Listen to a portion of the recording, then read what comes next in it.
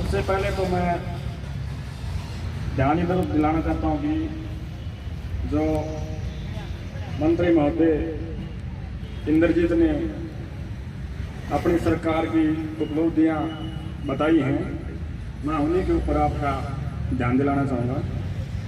अध्यक्ष जी, जैसे मंत्री महोदय ने बताया कि हमने सारी योजनाएं लागू कर दी हैं और एक उंगली से क्लिक करोगे तो सारी सामने आ जाए। अध्यक्ष जी, मैं ध्यान दिलाना चाहूंगा कि ये सिर्फ उंगली ऑनलाइन है, धरातल पे कुछ भी नहीं है। हम देखें कि जो सुविधाएं आम जन तक पहुंचनी चाहिए वो नहीं पहुंच रही हैं। जैसे आज के दौर में सबसे महत्वपूर्ण है शिक्षा और स्वास्थ्य, लेकिन इनकी सरकार हर साल बजट बढ़ाने की बजाय घटा रही है। जो सुविधाएं आज के दौर में आम जनता के लिए पहुंचनी चाहिए वो नहीं पहुंच रही है। एक तरफ तो सरकार कहती है कि बेटी बचाओ बेटी पढ़ाओ, लेकिन हम देख रहे हैं कि बेटियां किस हालात में स्कूल कॉलेज तक पहुंच रही हैं, किन किन मुसीबतों का सामना करके वो पहुंच रही हैं। और जब बेटी घर से निकलती है, जब तक घर वापस नहीं पहुंचती तो माँ बाप की चिंता दूर नहीं होती।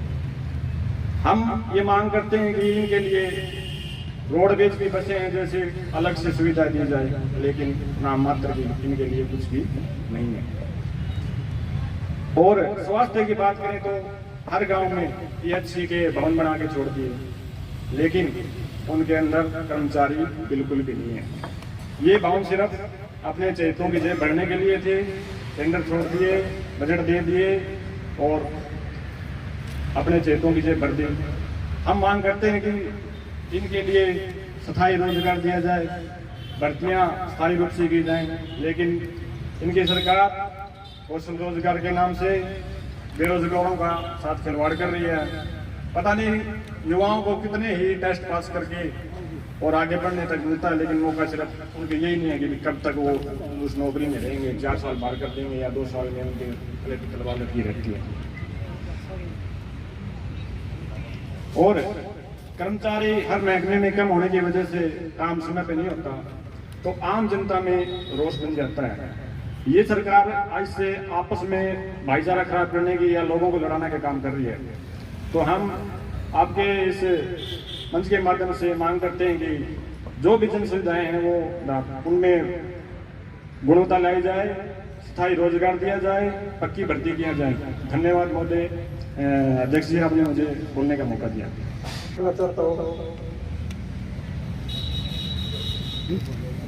पक्ष रखना चाहता हूँ। आपके समक्ष प्रस्ताव पेश किया गया है सार्वजनिक सेवाएं उपलब्धता गुणवत्ता कर्मयोगी। तो इसमें कहा गया है कि सार्वजनिक सेवाओं का विस्तार किया जाए।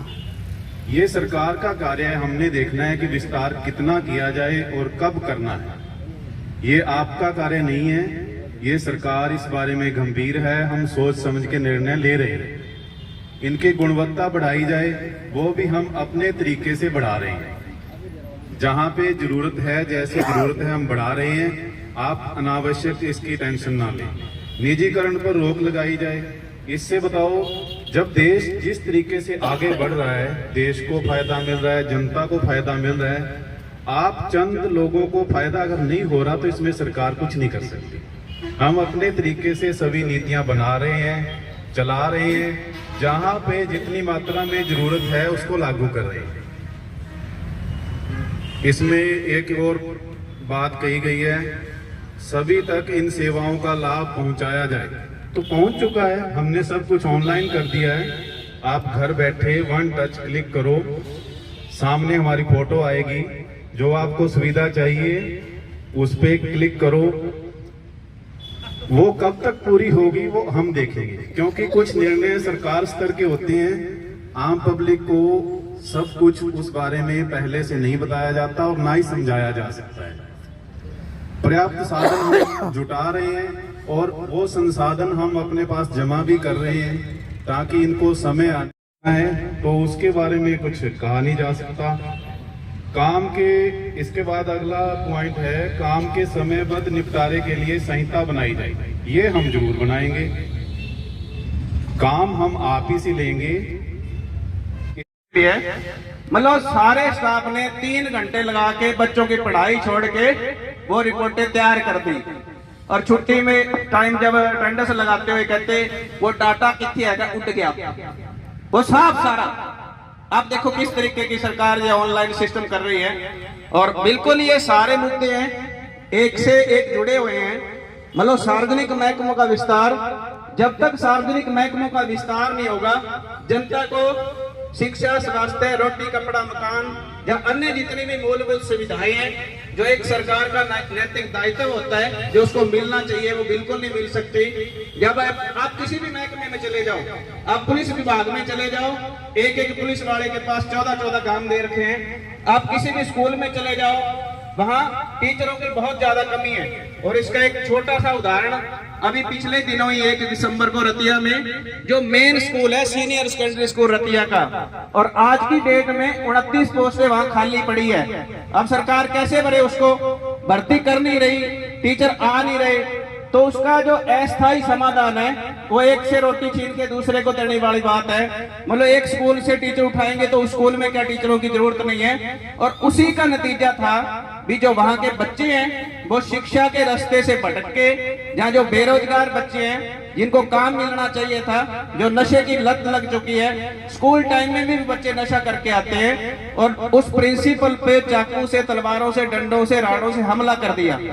मेरा ये मानना है इसमें टोटली कसूर सरकार का है।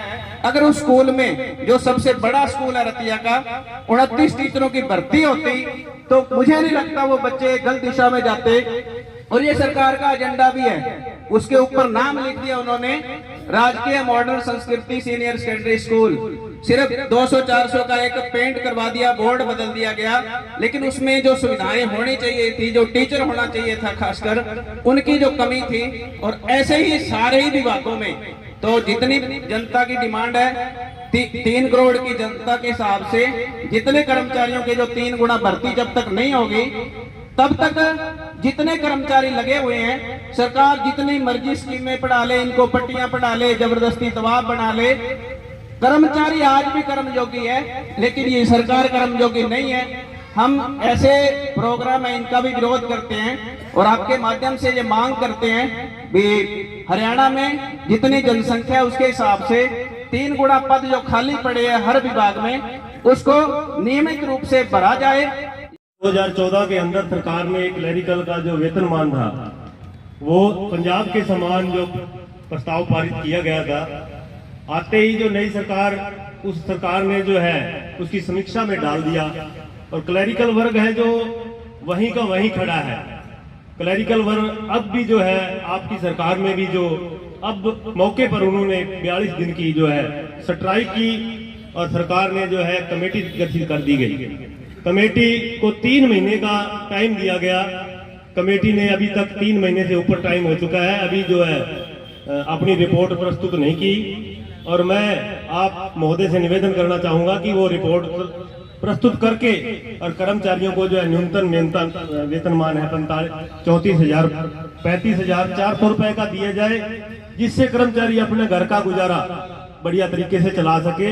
महोदय, मैं आपका ध्यान दिलाना चाहूंगा इस छोटे वर्ग की तरफ जिनका वेतनमान 19,900 रुपए है। आज की इस महंगाई के युग के अंदर बहुत ही कम 19,900 में घर का गुजारा बहुत करना मुश्किल है, जिसके साथ उसके माता पिता, उसके बच्चे आज इस युग के अंदर जो है फीस नहीं भर सकते। महोदय, मैं आपका ध्यान इधर दिलाना चाहूंगा 35,400 का इनका जो न्यूनतम वेतनमान है इनको दिया जाए, और कमेटी से तुरंत रिपोर्ट लेकर इनका लागू किया जाए। धन्यवाद महोदय। आदरणीय अध्यक्ष जी, तमाम बुद्धिजीवियों की बातें सुनकर मेरा हृदय परिवर्तन हुआ है। हम मानवता को संयम से रहना सिखाना चाहते हैं, लेकिन पश्चिमी सभ्यता का प्रभाव है। तो मैं जन समर्थन के सामने झुकते हुए आज प्रस्ताव का समर्थन करता हूँ। Thank you. सभी का अगर कोई साथी विरोध में है तो वो भी हाथ खड़े कर, तो सभी साथियों ने बहुमत के साथ इसको सर्वसम्मति से पास किया, इसके लिए आप सभी का धन्यवाद। तो साथियों, चारों प्रस्ताव पास हो गए हैं। अब हम 5 साथी से आके डीसी साहब को ज्ञापन देंगे और ये 2 दिन के लिए अवकाश रहेगा, इसको पोस्टपोन किया जाता है और 18 तारीख को असेंबली इसी तरह फिर बैठेगी। 4 नए प्रस्ताव लेके आप लोगों के बीच में आएंगे, वो आप पास करने का काम करेंगे। आपने जो टाइम दिया उसके लिए सभी का धन्यवाद और असेंबली 18 तारीख तक के लिए पोस्टपोन की जाती है। धन्यवाद।